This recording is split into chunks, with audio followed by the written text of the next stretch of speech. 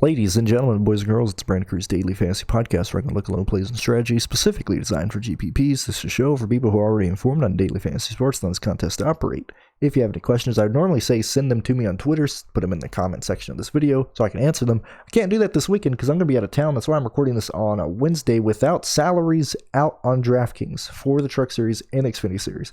So if you don't like that, I can't help you. And this is not going to be covering the salaries on DraftKings. This is going to be talking about what I expect to see in the race. This is going to be talking about how I expect drivers to do well in the race. And that's why there's not a video this week, because I'm going to be out of town.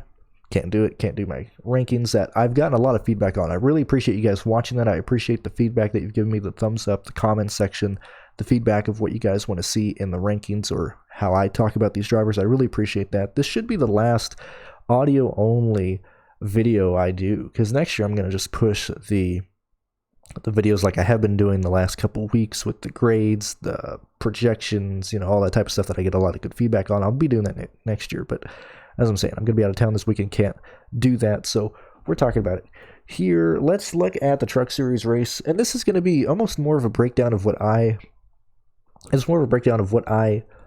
expect to see from these drivers, and part of the research that I put in behind just preparing early in the week, as this is the main sport that I focus on. So let's look at the starting positions really quick. We got Sheldon Creed first, Zane Smith second, Austin Hill third, Brett Moffatt fourth, Crafton fifth, Ankrum sixth. I mean, obviously you're going to be looking at that anyway. Who do I like from this? I like Sheldon Creed a ton. I don't want to focus on anybody else. Regardless of what Sheldon Creed's price is, I want to focus on Sheldon Creed. Why is that? Why do I... And, I mean, Zane Smith to an extent, but I think Sheldon Creed's going to be the guy you want to focus on. Multiple reasons here. One, Sheldon Creed and Todd Gillan have been the best trucks on low-banked racetracks. Racetracks that don't require a lot of downforce to be in play, with Gateway, which is Martinsville, which is short tracks, basically. I would have way more faith in Sheldon Creed leading more laps than Zane Smith off the line. I don't want to focus on Austin Hill. I don't want to focus on Brett Moffatt. I don't want to focus on anybody else starting up front other than Sheldon Creed. Also, I don't know how the choose cone is going to work this weekend. Obviously, I know, you guys can pick whatever lane you want to start. I understand how it works. I don't understand how it's going to work in this race, because Martinsville is a one-groove racetrack. It's a short track. You guys already know this, but if you look at old restarts, and I'm not saying you have to go look at, but this is just common sense. If you go look at old restarts, nobody wanted to be on the outside lane. There was always games played on pit road to try and be an odd number car off the pit road, because odd number cars always used to start on the inside, even numbers on the outside. We don't have that anymore with the choose cone, but everybody wanted to be on the inside. People who started on the outside, even up in the front of the pack, up in the front of the field, always were at a disadvantage. They always got passed by the cars on the inside. There was just a train on the inside. They had to try and find a hole to get in to run the bottom lane. The way that I mean, I don't know how this is going to work this weekend, is I don't know if people are going to just...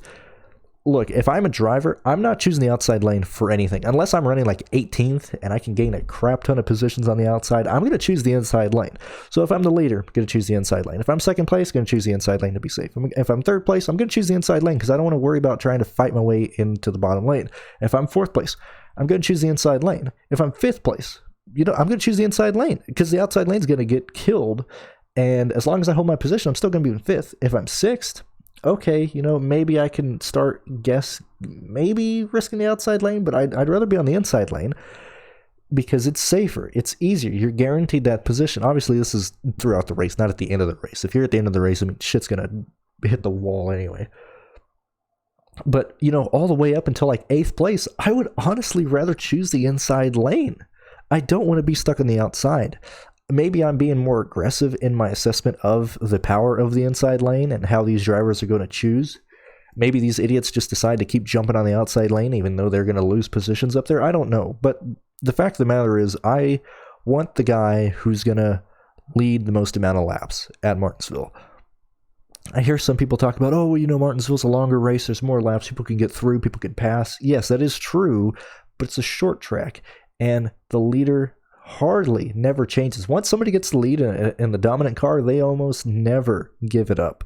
There's Yes, you can drive your way through the field like Parker Kligerman at the very bottom of the starting grid, starting 37th. I expect him to run through the field. How quickly? It's going to be a long time. I think there's a chance that Kligerman gets trapped a lap down, not because he has a slow car, but because, let's just look at the front of the field. Sheldon Creed, Zane Smith, Austin Hill, Brett Moffatt. Those four guys have clean air compared to Parker Kligerman. Parker Kligerman has to get through these nobodies, these slow cars of Spencer Davis, Robal, Norm Benning, Hocevar. Well, he's not slow. Hocevar is a slow car, but Greenfield, BJ Mcleod, Cicerelli, Cobb, Rayum, Nally Decker. Parker Kligerman has a heck of a time getting through these guys. He's going to struggle. This is almost a full 40-car field, 37 cars. This means that Parker Kligerman, when the green flag drops, when the leader crosses the start-finish line, Kligerman isn't even in turn 3 yet. He'll be basically at the entry of pit road, or at the end of the pit wall of the old pit road that used to be on, or he's going to be at the end of the inside retaining wall on the back straightaway. He won't even be in 3 yet. So the leader is going to have a huge run on Kligerman by the time. That's why I think there's an argument that could be made that Kligerman might get trapped a lap down. If he is not able to get through the field quickly, he might get trapped a lap down, or at the very end, he'll be at the very end of going a lap down at some point. Now, he can get through the field. It's going to take him the whole race. I would not prioritize Kligerman this week over trying to get a dominator in the lineup. Kligerman's a safe play. He can get 10th. He can get 16th. He can get, a top 20 easily. Work his way into the top 10. We saw him run extremely well at Bristol, but Bristol and Martinsville are not the same tracks. I think people are going to see Bristol as a short track, see him finishing 4th and be like, oh, you got to shove Kligerman in. I think there's a real argument that could be made against Kligerman. Anyway, going back to Sheldon Creed and him leading laps, him and Todd Gillan had the best cars at, what the heck's the damn track called? At Gateway. Creed obviously won that race. Gillan had the best car, got wrecked by Sheldon Creed. Those are the two best cars. Those are the two best drivers on these lower downforce tracks. I think I've already said that on this podcast. I've recorded this twice already. But those are the two guys I want to focus on. Now, why am I going to heavily focus on Sheldon Creed? Because if you look at, and if you go to racefortheprize.com and get the Fantasy NASCAR spreadsheet that I use, then you need to be using as well. It's going to be free next year to the public. Everybody can use this. But if you'd like to see it for the month of November, $20, I believe, for the last 2 races in November, maybe 15. Check out racefortheprize.com. I'm sure he has the price on there for these last 2 races. And I'm not going to say the numbers because obviously I want you to purchase the sheet, but he has a page in there at the very right. So if you have the sheet and you go to the very right next to the MME tab, you'll see Hog Track. This is the Dominator points associated for each starting position and each ranking for these previous, let's say, 6 races here between the fall race in 2019 to the spring race in 2017. So 3 years of data relating to this race. So I think Sheldon Creed has the best car. He's starting up front. Let's see how the starting position determines how many dominator points they have. And looking at this from a glance, you're going to see, second place always has the most, or not always, but recently, second place has had more of the dominator points than the pole position car has had. Why is that? Well, let's go look at these races. Who was in these cars? I mean, that makes no sense. Who was in these cars? Well, if you look at the fall race of 2019, the pole sitter in this race was Christian Eckes. He led a total of 2 laps. Starting first, led 2 laps, finished 17th.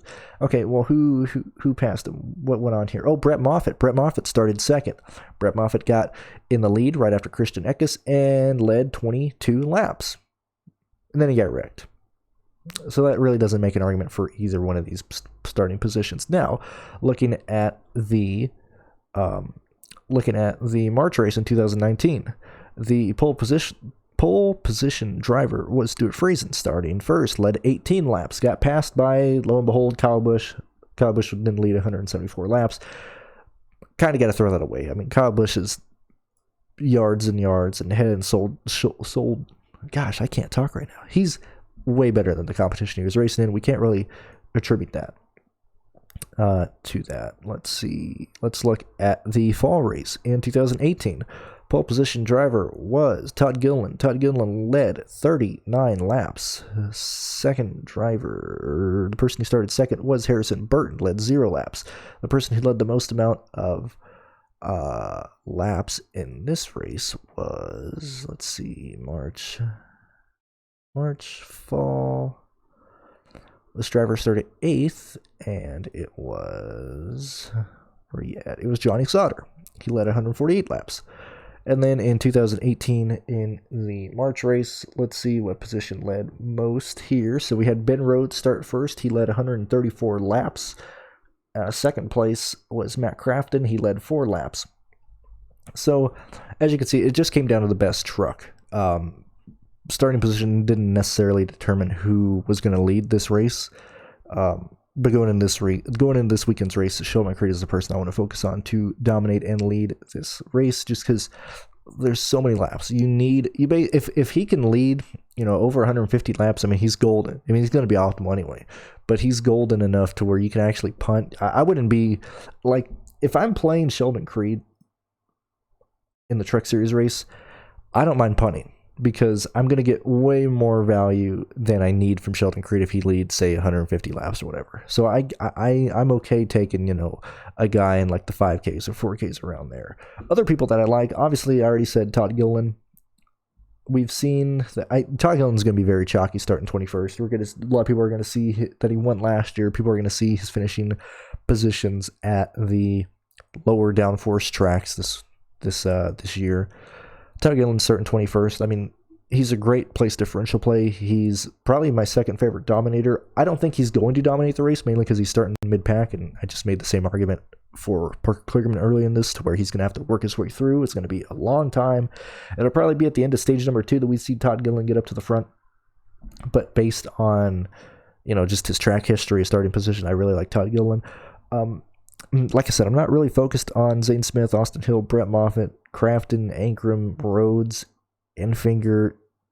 Probably those would be the guys I'm not going to really have a priority of ownership on. Brandon Jones starting 9th is where I would want to go, because this is going to be in the Kyle Busch truck, probably getting the best equipment, probably the best, not the best driver in this race, but look, say what you will about Jones.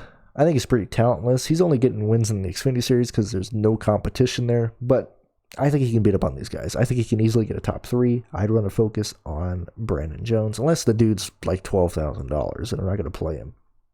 Rafael Lessard, I don't mind. Derek Kraus, I don't mind. Tanner Gray, I don't like Tanner Gray. Yeah, I don't like him this weekend. Don't like him at all. Austin Wayne Self, no. Timmy Hill, probably not. Is it Timmy Hill or Tyler Hill? Let me look. Yeah, Timmy Hill's in this race. He is wait a minute. Sandy's starting 23rd. I'm pretty sure. Let me look. Wait a minute. Hold on. Oh, it's because driver point. Okay, let's see.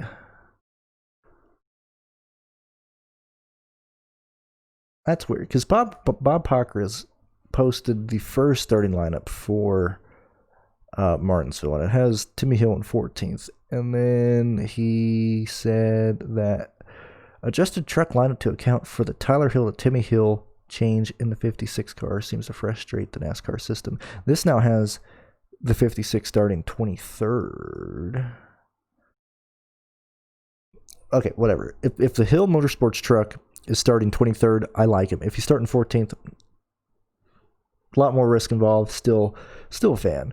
Christian Eckes, Johnny Sauter, I'm perfectly fine going there. Jordan Anderson, pure dumb luck attrition rate got him a 13th place finish. Unbelievable last week at Texas.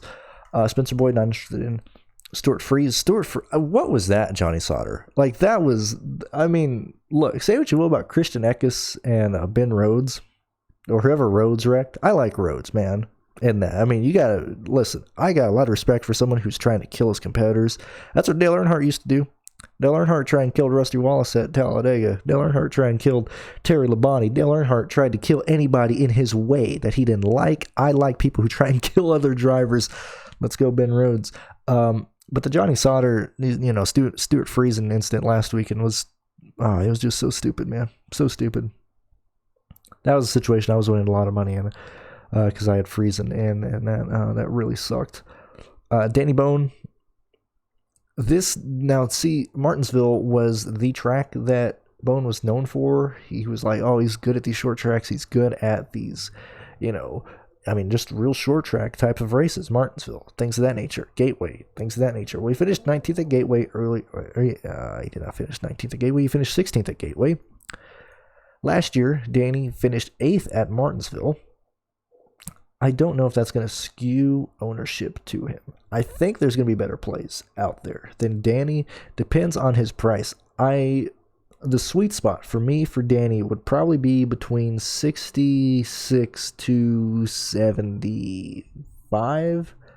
Anything more than that, I don't think he's going to hit value. And even at the 75, 74, that's still a stretch. I'd much rather see him at 71, 7,200, somewhere around there. We'll just have to see there. Todd Gillan, I already told you I love him here.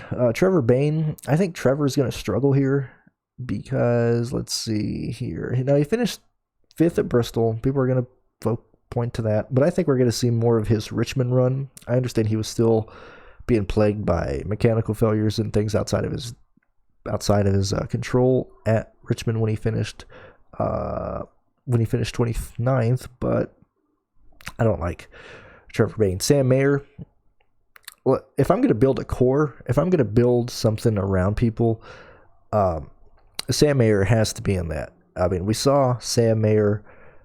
I mean, this guy comes from the K&N series. I understand that there's no competition in that series, but it's the purpose of the tracks that they run. In that, I mean, it's the experience that he gets from running those types of short tracks. Sam Mayer is probably by far the best play on DraftKings this weekend. Even if Sam is $10,000, I'll probably play Sam because I see Sam getting a top 5, getting a top 6. I see him competing for the win at the end of this thing. He won't get there automatically. We're gonna see these guys get trapped in traffic. But I like Sam Mayer. If there's 3 guys that I expect to compete for the win at the very end of this race, it'd be Todd Gillan, Creed, and Sam Mayer. Dawson Cram, I really don't like that he's starting 24th. As I said in my video, I think at Kansas, we listened to their interview.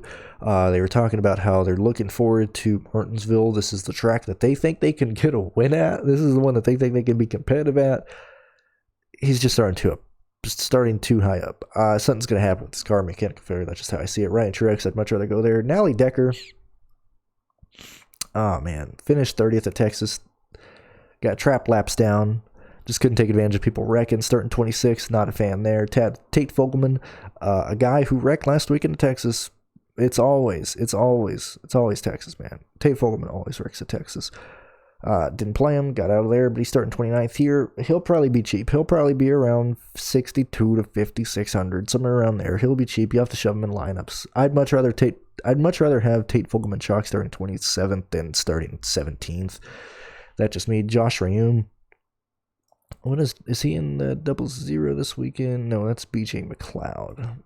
Josh Rayum just depends on price. Jennifer Joe Cobb, probably starting too high up to really take advantage of a punt play there. Ray Cicerelli, probably not. BJ McLeod, it depends on the financial impact that last week had on his team. We saw Josh Bilicki run very well last weekend. A guy that if you were punting, which I chose not to do, Bilicki was the punt you needed to go with. Bilicki ended up finishing, where did he finish? 19th, I believe. He ended up getting wrecked on the last lap by Ben Rhodes. I wasn't really watching that race that closely because I was, doing other stuff, but I'd have it on TV. But I don't recall them ever showing the wreck on the broadcast because they were like over their time limit. I had to go on Twitter to see the Josh Bilicki wreck and see what happened between him and Ben Rhodes because there's only like 7 camera guys there because NASCAR's a dying sport. And whatever.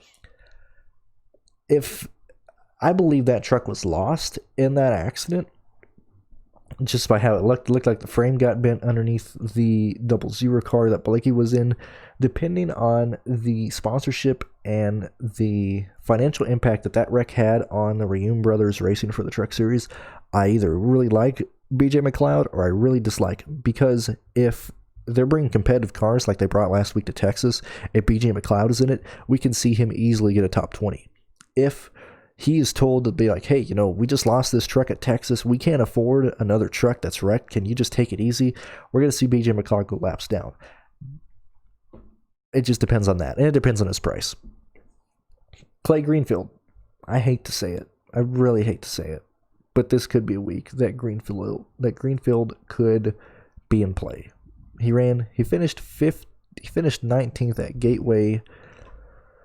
What was his speed in that race? He was 17th race rating in that race. No, he's 23rd. My bad. I keep looking at Hocevar. He was 23rd race rating in that race. If he's not, and he's been really expensive this year. If Clay can finish 22nd, he can. Him and Jesus Jeff Hammond can't take this car to a 22nd place finish. They can even take it to an 18th place finish.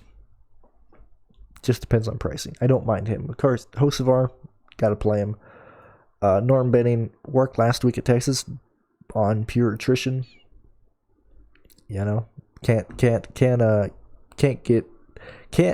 rely on that at Martinsville. Roball, not interested. Spencer Davis.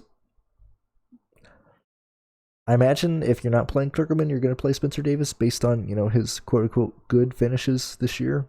But I'm just not too wild about that at all. Not a big fan of Spencer Davis this weekend. But that's my breakdown. That's the guys I want to look at. I just want to focus on the lap leader. I think this race will be dominated again by one driver. It normally is dominated by one driver, so I don't see the need to really try and chase multiple dominators unless you think that Sheldon Creed gets passed at some point. And if he does get passed at some point, how early in the race is that? If he can lead the first, 2 stages of this race, he's golden. If you think he gets passed inside that first stage or inside that stage early, you can either play him and pair him with that guy that you think passes him, or just fade Creed altogether. But it's based on how well Creed can get off the starting line, can get into turn 1, and how fast he can pull away from people. Because that's what this race is going to be determined by. And because of that, Parker Kligerman is either a great play or a poor value play. Do you think Kligerman can get through the field and finish inside the top 15, inside the top 12? If you think that, which I think he can get there, but does he get caught up in other people's wrecks? Does he get trapped a lap down? If he gets trapped a lap down, that lineup is dead. If he doesn't, and he gets inside the top 10, a Kligerman Creed lineup could work. Who else can you pair with Creed based on pricing? I don't want to say the lineup because I'm afraid that when salaries get released, you can make this lineup. But if I had to build a line that I want to look at, I'm gonna, fuck it, I'm gonna say it. Hopefully you can't make it, or it's gonna be very difficult to do it. But I like Creed. I like Creed a lot. I like Gillan. I like Sam Mayer. Those would be the guys I'd want to build around. Those would be the guys I'd like to try and fit in the lineup at all cost. I like Christian Eckes. I like Johnny Sauter. I like Timmy Hill if he's starting 23rd. I like Ryan Truex. I like BJ Mcleod. I suppose Bain to an extent. He could work here and there. I like guys who have been very well at these low downforce tracks. People who have been very well at short tracks in their past, whether it's K&N. And if you're looking at K&N stats, look at if they were on lead lap. Look at what track times they were running. Don't be like, oh, we finished well at the short track. Well, there's only like 12 drivers. That doesn't tell you anything. What was his average lap time? Are these guys able to keep it consistent, or are they all over the place? That's what I would look at based on this. So thank you guys for listening. I'm sure I'm not getting as many people listening. This is normal, but that's just how it's going to be. So thank you guys for listening, and we'll talk next time.